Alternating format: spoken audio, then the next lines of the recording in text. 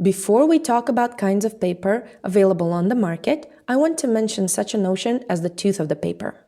It means the ability of the paper to hold layers of pastel. The bigger the tooth of the paper, the more layers you will be able to apply, and the rougher the texture of the paper. Do note, though, that when using very soft pastels, the tooth gets quite full very quick. This is because extra soft pastels deposit more pigment when you apply them to the paper. Another thing to remember is the pressure you apply when drawing with soft pastels.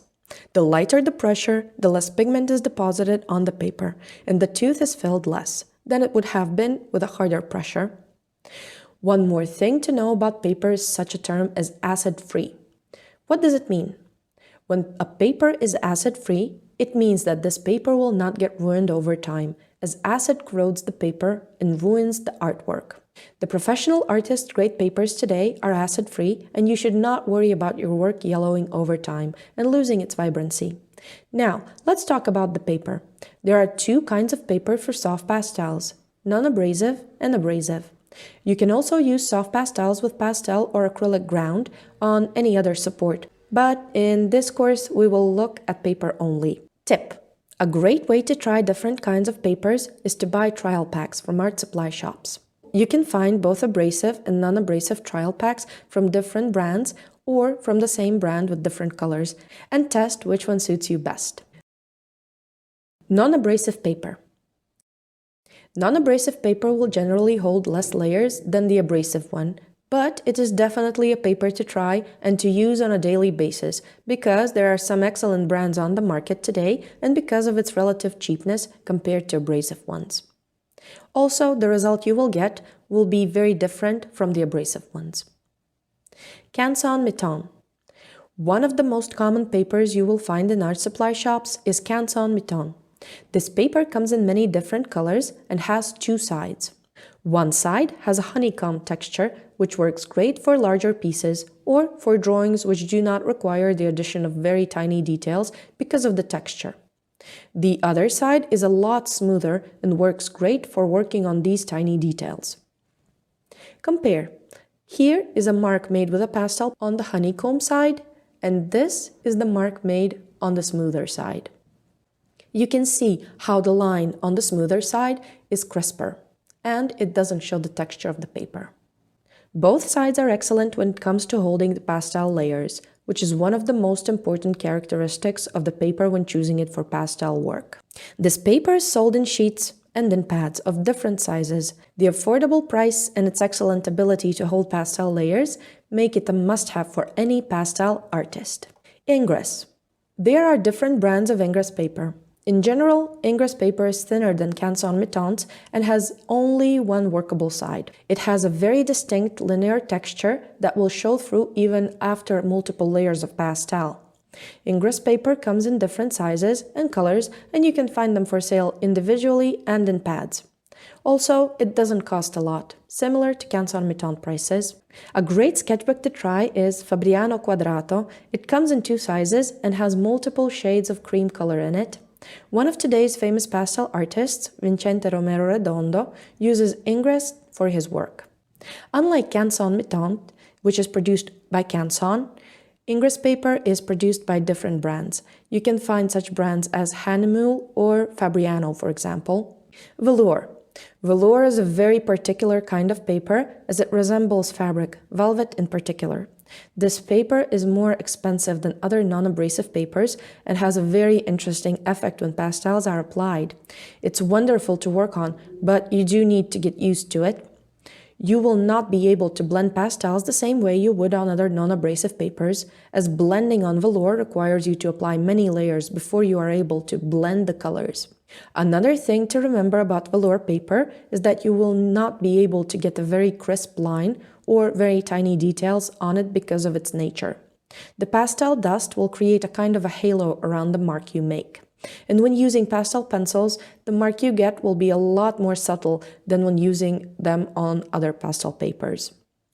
This paper is sold individually and in pads and comes in many different colors. It's definitely a paper to try and experiment with. Watercolor paper. An alternative to pastel paper is watercolor paper. Basically, you can use pastels on any paper that is not glossy. There are different kinds of watercolor paper, and if you plan on trying this type of paper for pastels, then you're going to need a paper that has more tooth to it. Look for a cold press, NOT, marked watercolor paper. This paper has more tooth and more texture to it and will hold the pastel better than the hot press one. The drawback of this paper is its limited tooth compared to other pastel papers and its whiteness.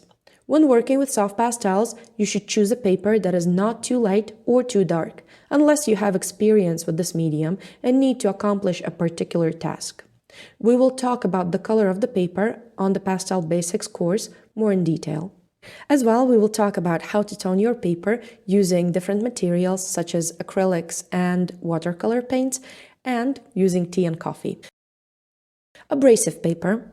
Abrasive papers have a special coating on them that allow the paper to hold more pastel. When you rub your finger over the surface of the paper, it will feel somewhat similar to very fine sandpaper. The difference between sandpaper and artist's pastel paper is that artist's grade paper has a special composition that is acid-free, and that helps preserve your work. If you are planning to use some wet techniques, like a wet underpainting, this paper will work great. It is very thick and does not require stretching, like thinner pastel papers would. What is stretching? Stretching is the process of stretching the paper on a canvas frame or a drawing board to prevent it from buckling. The process involves submerging the paper into water and then attaching it to the board using staples or tape, and then letting it dry. Once it has dried, you will be able to work on it without the paper buckling. Clairefontaine Pastelmat. One of the most common abrasive surfaces is Pastelmat. This surface comes in pads and in sheets, and there is a big variety of color to choose from. This paper works great for realism and hyperrealism, as it allows you to add a pastel pencil even on a thick layer of soft pastels. It does require a slightly different approach when blending than other non-abrasive papers, as you will find that you need to apply quite a thick layer of pastels to be able to blend them. Canson Mi-Teintes Touch.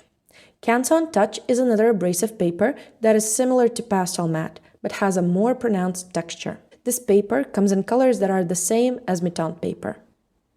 If you would like to add more texture to your work, then this is the paper for you. It accepts wet techniques and is great for wet underpainting.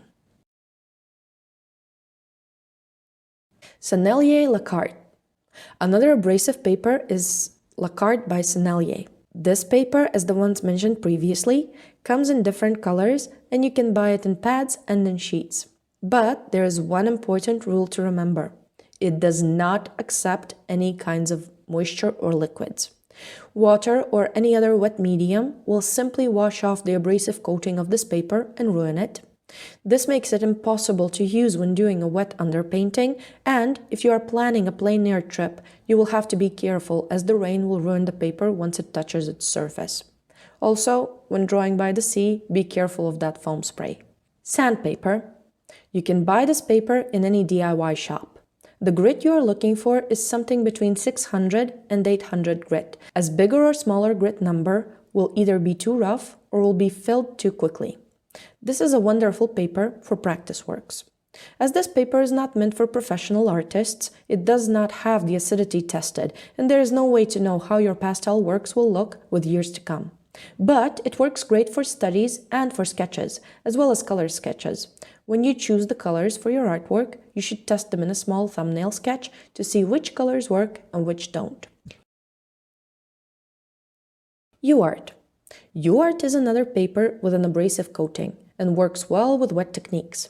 The particular feature of this paper is that it comes in 7 different grades of grit and comes only in 2 colors, which means that to get the color you want, you will have to tone the paper yourself, which is also an advantage in some cases.